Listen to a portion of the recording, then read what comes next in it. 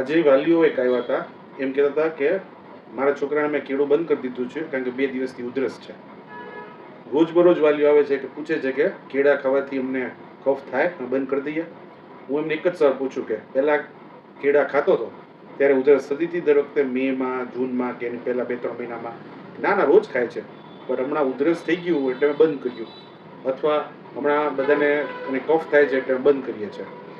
પણ આના માટે જ મેં રિસર્ચ કર્યું છે કે કેટલા બાળકો, ભાવનગરમાં જ રિસર્ચ કર્યું 450 પેશન્ટ ઉપર, કે એને એલર્જી ટેસ્ટ કરીને કે કેટલા બાળકોને કેળા ખાવાથી એલર્જી થાય છે.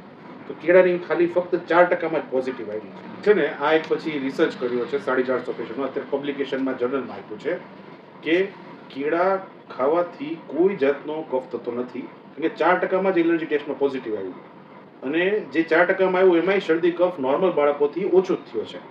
એટલે એ પ્રૂવ કરે છે કે કેળા એ કારણ નથી. હા, એનો ચિક્કાસવાળો પદાર્થ છે એટલે કફની હારે સિમિલર થાય, એટલે આપણે લાગે કે ખાઈએ તો તરત આપણને ઉધરસ જેવું આવે. બટ ખરેખર એના ફાયદા જોઈએ તો ફાઇબર્સ છે, એના પોટેશિયમ્સ છે, ઇલેક્ટ્રોલાઇટ્સ છે, એનર્જી ખૂબ છે, એટલે ઘણા ફાયદા છે બાળકોમાં. તો ખોટા જેને કેળા હદતા હોય એને બંધ કરવું. ડૉક્ટર કહે કે આને કેળા ન આપતા તો એ ન આપતા, તમારા ડૉક્ટરનું જ ફોલો કરો. બટ ખોટા કેળા બંધ કરવાનું, અવોઇડ કરવાનું છે. બરાબર? તમને જોતું હોય તો આનું ડિટેલ્સ હું તમને મોકલી આપીશ. હોય કે દૂધથી કફ થાય કે દહીંથી થાય તો પછી તમે કમેન્ટમાં લખજો, હું એના ઉપર તમારા માટે વિડીયો બનાવી દઈશ.